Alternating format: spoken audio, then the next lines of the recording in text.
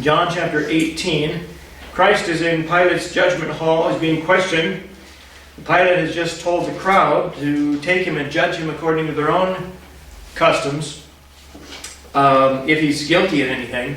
And they reply to Pilate that it's not permitted for them to put any man to death, which was an outright lie. They did have authority to execute those who had blasphemed against the laws of Moses and God. But let's pick up there at verse 33, down through the rest of the chapter. Excuse me. Then Pilate entered into the judgment hall again, and called Jesus, and said unto him, Art thou the King of the Jews? Jesus answered him, Sayest thou this thing of thyself, or did others tell it thee of me? Pilate answered him, I a Jew? Thine own nation and the chief priests have delivered thee unto me. What hast thou done? Jesus answered, My kingdom is not of this world. If my kingdom were of this world, then would my servants fight, that I should not be delivered to the Jews. But now is my kingdom not from hence. And the word hence there is the match for the phrase of this world. Those refer to the same thing. Verse 37, Pilate therefore said unto him, Art thou a king then? Jesus answered, Thou sayest that I am a king. To this end was I born, and for this cause came I into the world, that I should bear witness unto the truth. Everyone that is of the truth heareth my voice. Pilate saith unto him, What is truth? And when he had said this, he went out again unto the Jews, and saith unto them, I find in him no fault at all. But ye have a custom that I should release unto you one at the Passover. Will ye therefore that I release unto you the King of the Jews? Then cried they all again, saying, Not this man, but Barabbas. Now Barabbas was a robber. Pilate asks, Art thou the King of the Jews? Up there in verse 33. Luke records Christ's answer is, Thou sayest it, Luke 23:3. Here in verse 34, he asks, Sayest thou this thing of thyself, or did others tell it thee of me? He's effectively replied, You said it. And or did someone tell you that I was? Some of the lying, or some of the rascals outside the outer court, are they the ones that told you that about me? He doesn't even answer Pilate's question directly. He's purposefully being sarcastic. Look at verse 35. Pilate answered, Am I a Jew? He's yelling at Jesus. Am I a Jew? Why would I be concerned with your church, your religion, your nation's problems? But the rest of verse 35, Thine own nation and the chief priest have delivered thee unto me. What hast thou done? Tell me why they brought you here and be quick about it. That's what's going on in that conversation. Sometimes you have to read through something a few times to kind of get the gist of how it must have sounded. Because we know how conversations and heated arguments can sound in our own time. But verse 36, Jesus answered, My kingdom is not of this world. If my kingdom were of this world, then would my servants fight, that I should not be delivered to the Jews. But now is my kingdom not from hence. He keeps talking as though he were talking to himself or to an audience that's not present.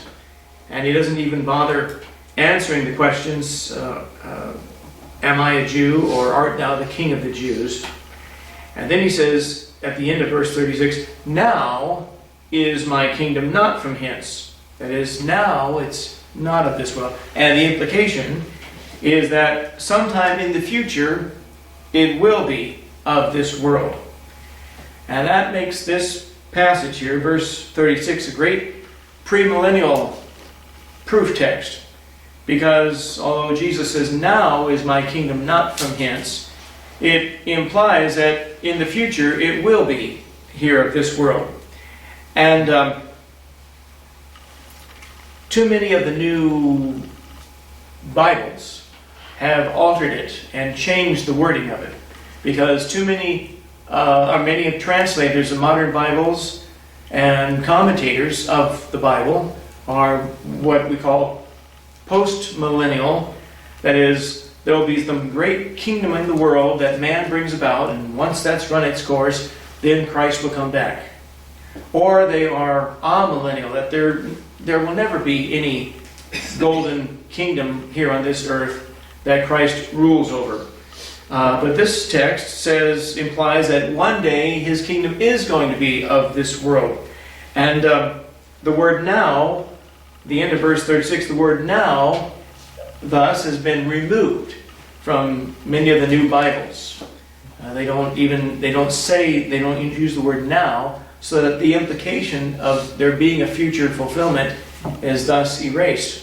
And I have the New American Standard Version right here. And there in John 18, verse 36, Jesus answered, "My kingdom is not of this world. If my kingdom were of this world, then my servants would be fighting, that I might not be delivered up to the Jews. But as it is, my kingdom is not of this realm." They took out the word now, and they rephrased it to something very obscure, not of this realm.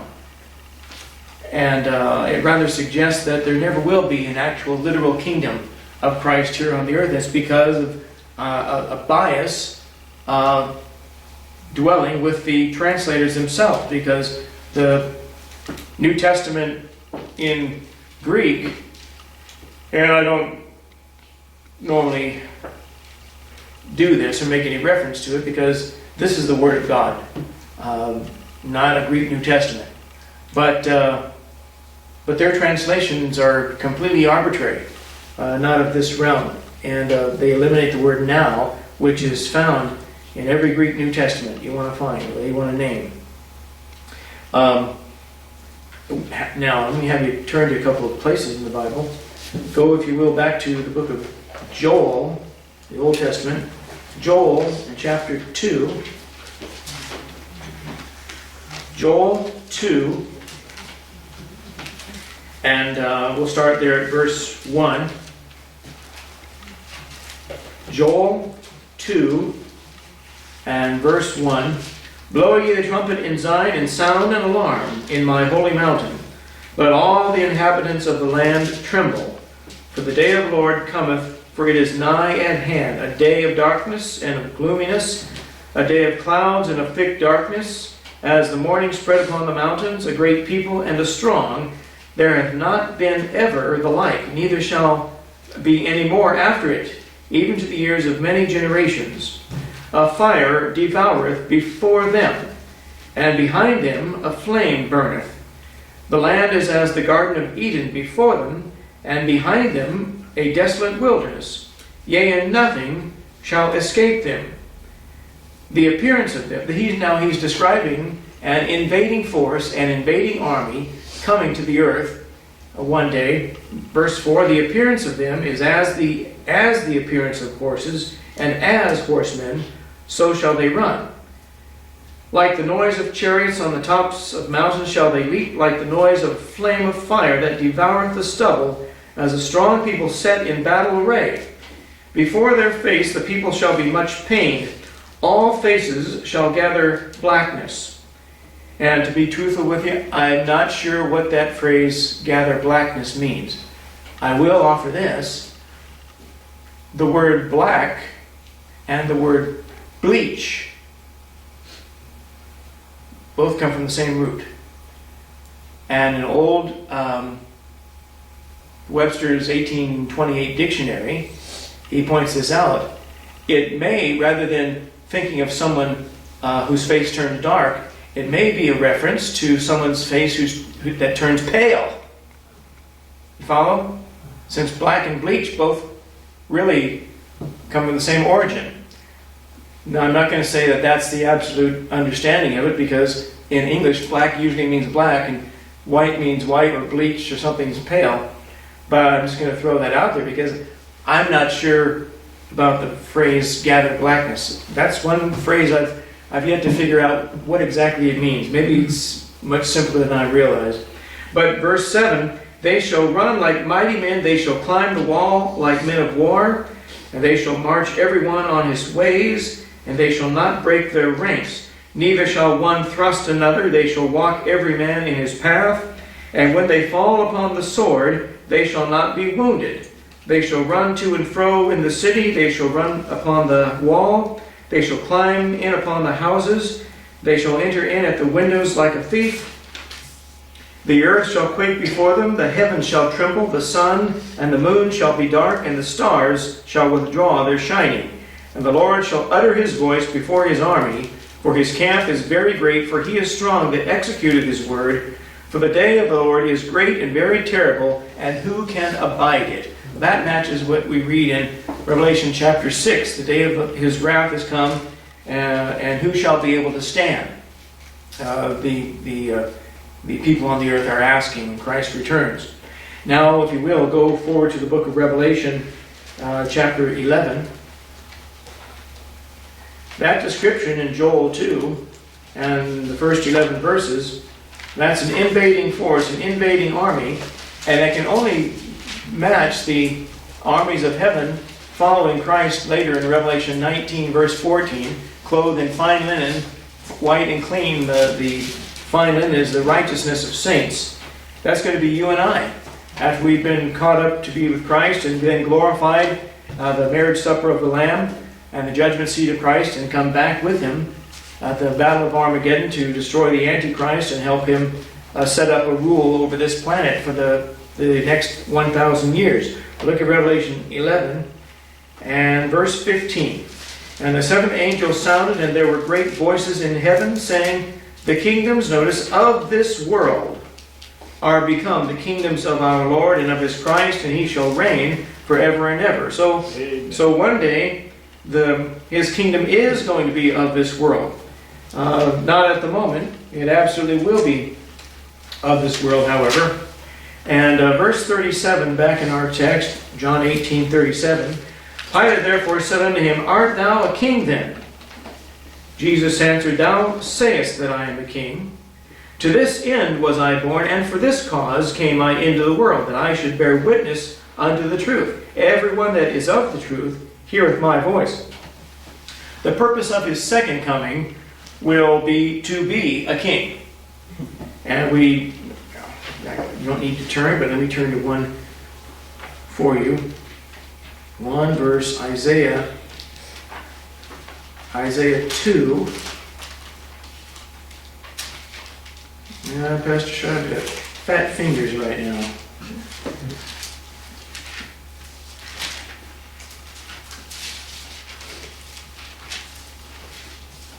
We'll get there. Isaiah chapter 2, and one verse there, verse 11. The lofty looks of man shall be humbled, and the haughtiness of men shall be bowed down, and the Lord alone shall be exalted in that day.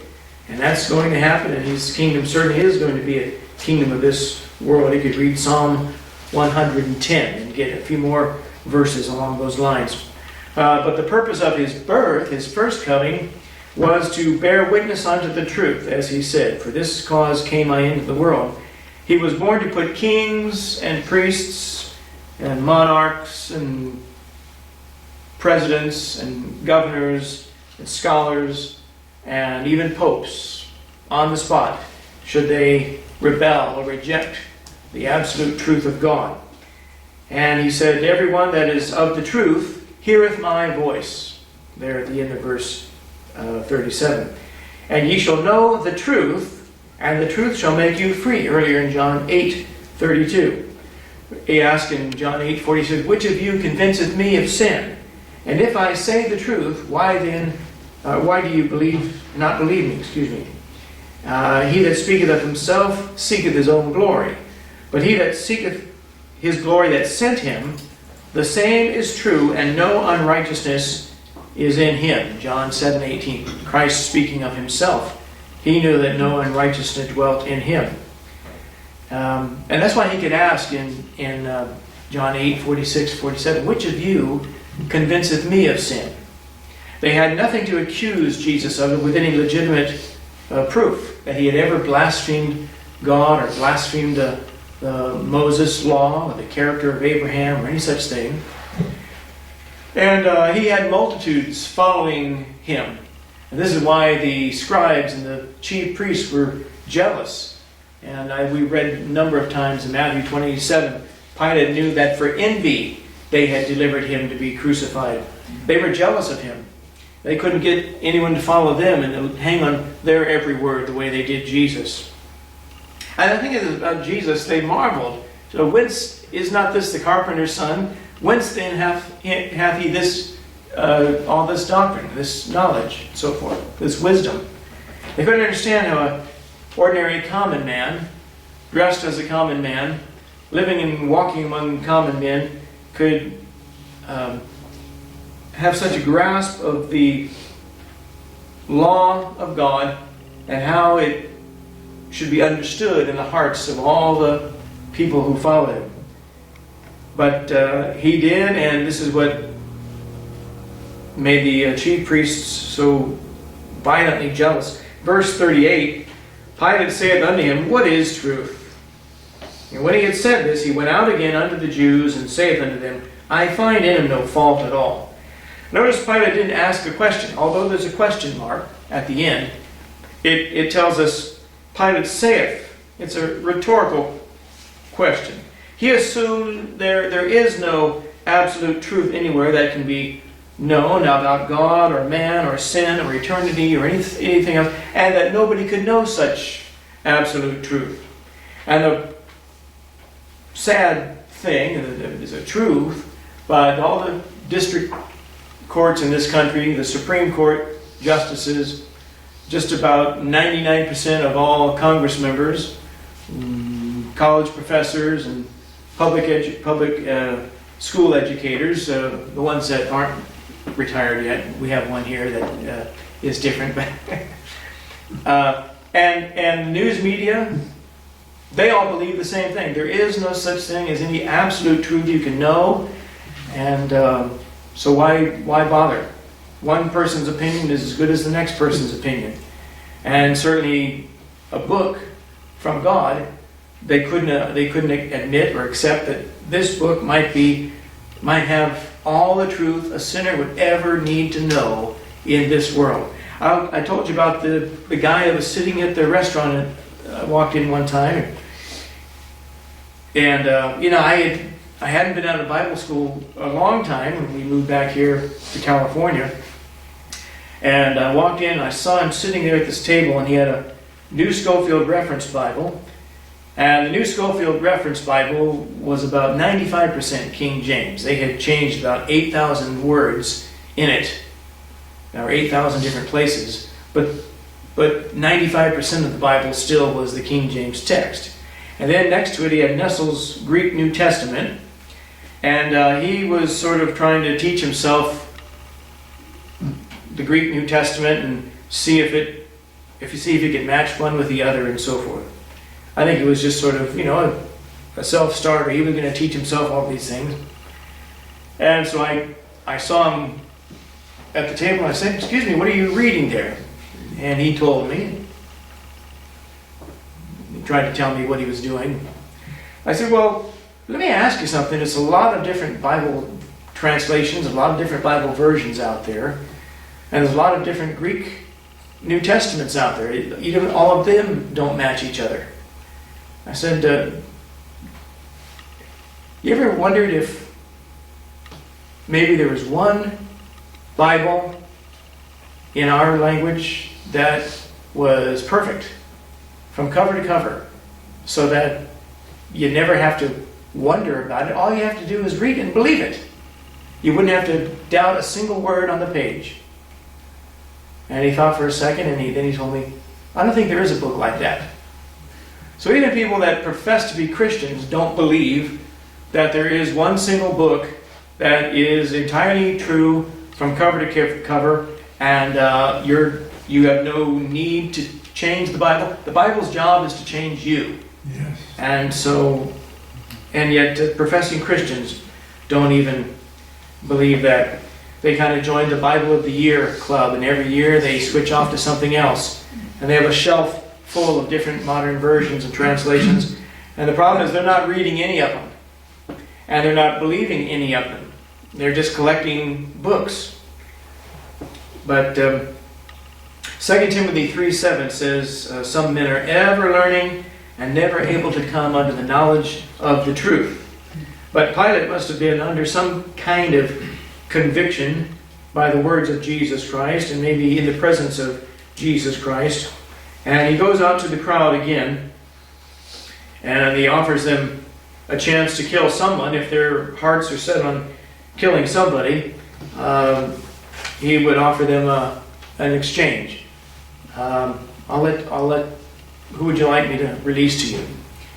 And maybe he thought they would choose Jesus Christ and pick Barabbas. And back in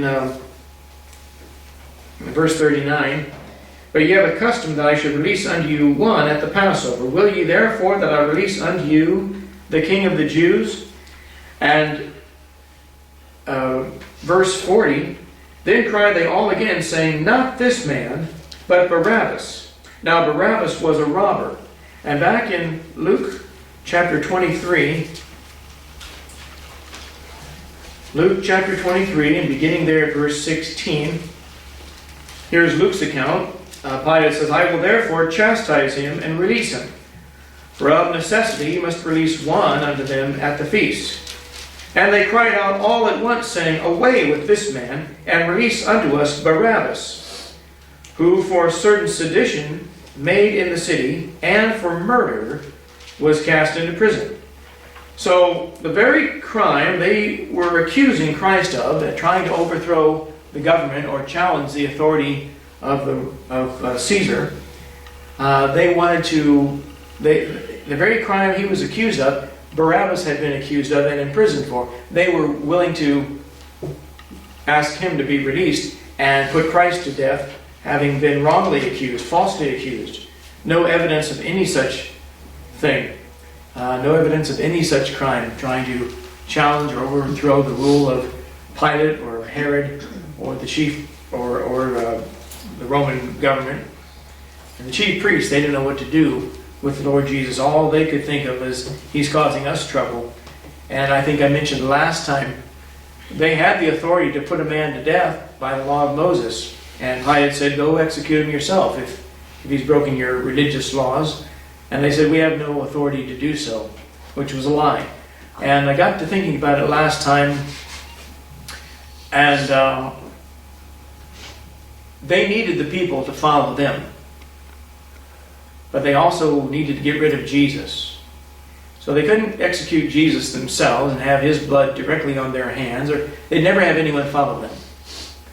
So they figured we'd get the Roman authorities to put Christ to death. And that way our hands are clean. At least we can pretend that our hands are clean of it. And things can go back to the way they were, where people had to come to us to learn the law and to make their sacrifices and so on. And you see how Pilate was probably willing to let Jesus go. And then the offer he made to them backfired on him. And rather than stand up to an angry mob and just let Jesus go anyway, he carried out their wishes, probably worrying about his own reputation. A man can't be soft with the subjects under Rome, and so we'll get to that under the crucifixion later on in chapter 19. But let's conclude for tonight.